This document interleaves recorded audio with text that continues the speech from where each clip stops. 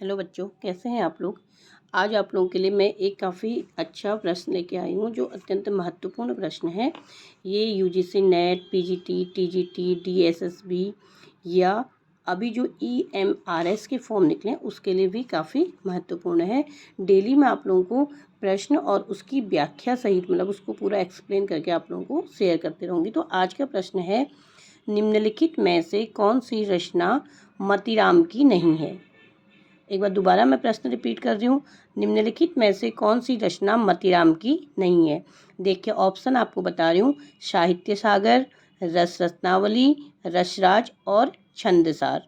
क्या क्या मैंने बोले, साहित्य सार, रस रत्नावली, रसराज और छंदसार। तो इसका सही आंसर रहेगा रस रत्नावली। प्रश्न मैंने आप लोगों के सामने रखा, ये प्रश्न पूछा गया है, मतीराम का ही प्रश्न है। तो हम जाने के सबसे पहले थोड़ा सा मैं आप लोगों को मतीराम के बारे में बताऊंगी। तो देखिए, मतीराम के जीवन की रचना के बारे में जो भी आलोचक हैं या इतिहासकार हैं उनके मन में मतांतर है। मिश्र बंधु विनोद में मतीराम का परिचय कुछ यूं दिया गया, जैसे आप लोगों ने मिश्र बंधु विनोद पढ़ा होगा, उसमें मतीराम का परिचय दिया गया है कि ये महाकवि तिकवांगपुर जिला कानपुर निवासी रत्नाकर त्रिपाठी के पुत्र और प्रसिद्ध कवि भूषण के सगे भाई कान्यकुब्ज ब्राह्मण त्रिपाठी वंश में संवत 1774 में इनका जन्म हुआ है।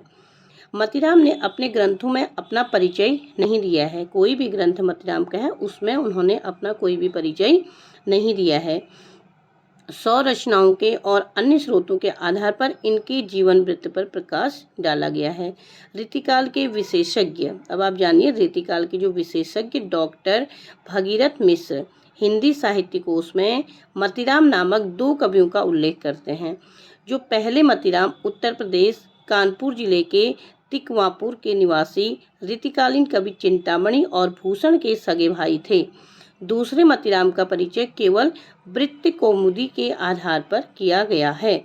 जो प्रथम मतीराम ही रीतिकाल के प्रमुख कवि हैं। इस पर आप लोग कंफ्यूज नहीं होना है।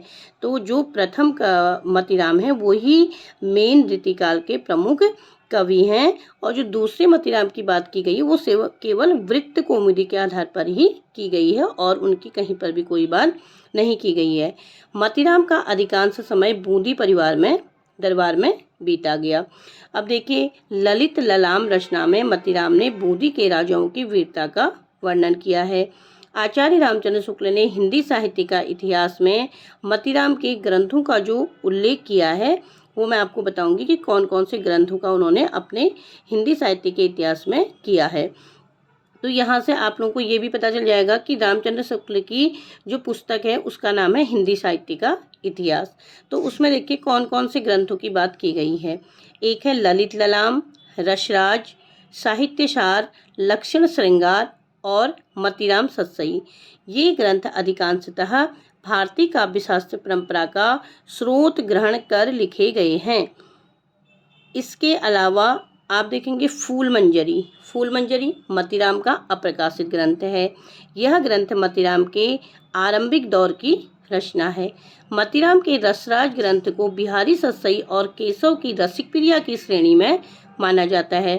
रसराज में मतीराम ने 98 यानी 98 प्रकार की नायिकाओं का वर्णन किया है।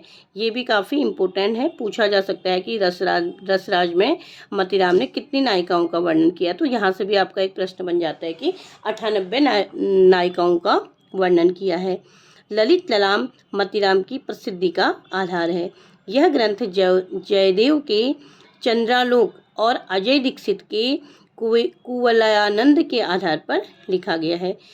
हमने ये जाना कि जो मतीराम है वो रीतिकाल के कवि हैं और रीतिबद्ध कवि हैं, और इनकी भाषा ब्रज भाषा है, और इनका जो प्रथम ग्रंथ है वो फूल मंजरी है, लेकिन वो अप्रकाशित ग्रंथ है। और हमने ये जाना कि इनके जो मेन ग्रंथ हैं वो कौन कौन से हैं, ललित ललाम, रसराज, साहित्य सार, लक्षण श्रृंगार और मतीराम सतसई। तो इतना हम लोगों ने जाना इस प्रश्न के को जब मैं आपके सामने लाई। तो अगर बच्चों, आपको अगर मतीराम का पूरा डिटेल में पढ़ना है तो आप मुझे टेक्स्ट करें यूट्यूब पे, तो मैं आपको मतीराम की पूरी व्याख्या एक्सप्लेन या पूरी व्याख्या को मैं आप लोगों के सामने समझाने की कोशिश करूँगी। धन्यवाद।